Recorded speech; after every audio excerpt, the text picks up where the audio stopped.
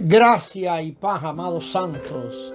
Este es el audio número 14 y el final de esta serie, La Salvación del Alma. El pastor Pedro Saavedra les saluda. Hemos venido revisando muchos pasajes de las Escrituras referentes a la salvación del alma, y como cierre, de la serie podemos considerar dos más. Ambos están en las cartas escritas por el apóstol Pedro, uno en la primera carta y otro en la segunda carta. Leemos el primero: porque ya y tiempo es que comience el juicio por la casa de Dios. Y si comienza por nosotros, ¿cuál será el fin de aquellos que desobedecen al evangelio de Dios? Y si el justo difícilmente se salva, ¿dónde comparecerá el impío pecador? Por lo tanto, los que sufren según la voluntad de Dios confíen sus almas al fiel Creador, practicando el bien. Esto es Primera de Pedro, capítulo 4, del 17 al 19. Podemos verdaderamente guardar la palabra de Dios. Ya hemos sido hechos casa de Dios, y aún así el juicio debe comenzar por la casa de Dios. Algunos de los justos son escasamente salvos. Por eso nosotros, los que sufrimos de acuerdo con la voluntad de Dios, vamos a confiar nuestras almas al fiel Creador. Debemos ser muy determinados en no dejar nada para nuestra alma, ni recorrer este recorrido, valga la redundancia, satisfaciendo los deseos del alma. Antes, más bien, sufrir de acuerdo con la voluntad de Dios. El otro pasaje: por lo tanto, hermanos, buscad más diligentemente hacer firme vuestra vocación y elección, porque haciendo esto nunca tropezaréis, porque así os será ampliamente concedida la entrada en el reino eterno de nuestro Señor y Salvador Jesucristo. Esto está en la segunda carta del apóstol Pedro, capítulo 1, los versículos 10 y 11. Estas personas son llamadas hermanos, dice por lo tanto hermanos, indicando así que ellas son nacidas de nuevo. Sin embargo, más adelante se resalta que ellas necesitan ser más diligentes para que aseguren su vocación y elección.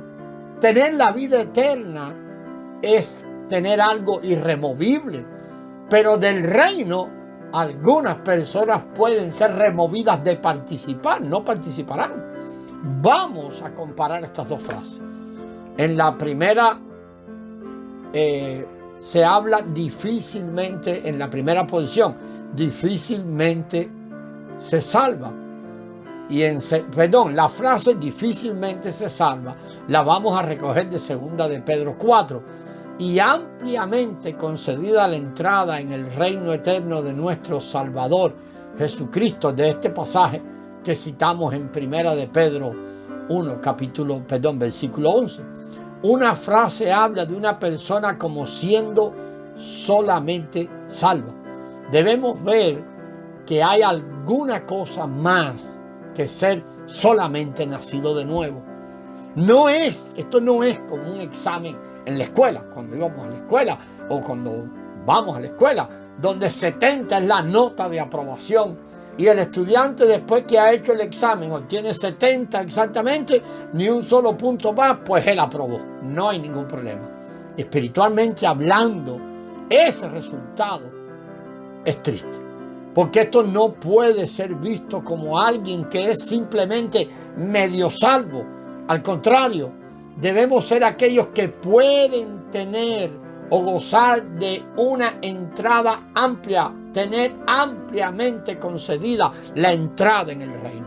Esa, hermano, debe ser la meta delante de nuestros ojos. Precisamente aquí podemos usar una historia que oímos hace muchos años para ilustrar este punto. Inmediatamente después de la Segunda Guerra Mundial en Europa, una gran celebración tuvo lugar en Londres, donde el número de espectadores superó cualquier cosa vista en la historia de la ciudad. Más bien creemos que esto fue después de la Primera Guerra Mundial. La guerra había acabado y los soldados que habían retornado a casa hacían ahora una marcha triunfal por las principales avenidas de Londres, donde se había instalado todo un podio con la realeza y todo, pero era a través de muchas calles de la ciudad. Ellos fueron recibidos calurosamente por toda la nación y por todas las partes por las que los soldados pasaban. Habían aplausos y muchas frases de alabanza. ¿Por qué? Porque en la comprensión de todas las personas, si no hubiera sido por el coraje mostrado por estos soldados, Inglaterra podría no haberse salvado o no haber salido victoriosa de la guerra. Mientras los soldados marchaban, la onda sonora de los aplausos y alabanzas seguía incesantemente. Eran filas y filas y más filas de soldados, y aquella onda sonora de aplausos y alabanzas se escuchaba. Y de pronto, amado, se oyó una explosión en el aire, como una tremenda bomba de aplausos y alabanzas.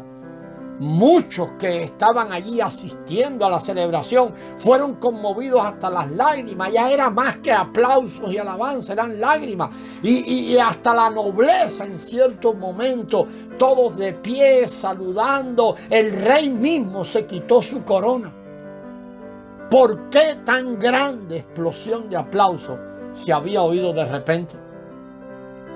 Y el asunto era que inmediatamente detrás de las filas que habían pasado de soldados, que eran cantidades de soldados, ahora venían unos carros, y no era un carro, eran varios y varios carros de soldados que habían sido heridos, pero no solo heridos, sino que habían perdido sus miembros o habían sido terriblemente heridos en su cuerpo. Entonces, cuando estos hombres se acercaban a aquella tribuna e iban pasando, ellos fueron recibiendo la más alta honra y la mayor alabanza. El ruido era ensordecedor, gritos, lágrimas. Indudablemente los soldados que habían marchado antes de los mutilados y de los heridos recibieron gloria, pero la gloria que recibieron estos fue muchísimo mayor. O sea, la gloria de los anteriores fue muchísimo menor que la que recibieron los heridos. La multitud de los que son salvos entrarán en el cielo en el futuro. Sin embargo, ellos podrán no estar aptos para abundantemente entrar en el reino de Dios. Cuando decimos entrarán en el cielo, entrarán en ese lugar de gloria, la presencia de Dios. Pero para aquellos que, eternamente, pero para aquellos que sufrieron en la tierra y abandonaron alguna cosa por Jesucristo, aquellos que sufrieron, para que coronas puedan ser colocadas en sus cabezas en aquel día, va a ser diferente. Estos recibirán mucho más aquel día, como los soldados, aquellos heridos, recibieron mucho más durante la marcha triunfal en Londres. Recibieron aplausos sonoros, más alta alabanza y gran gloria.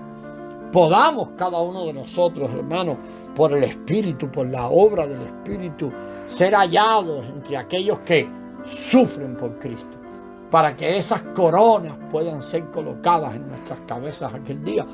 Pero para que esto acontezca, hermanos, sin dudarlo, nuestra alma necesita ser salva.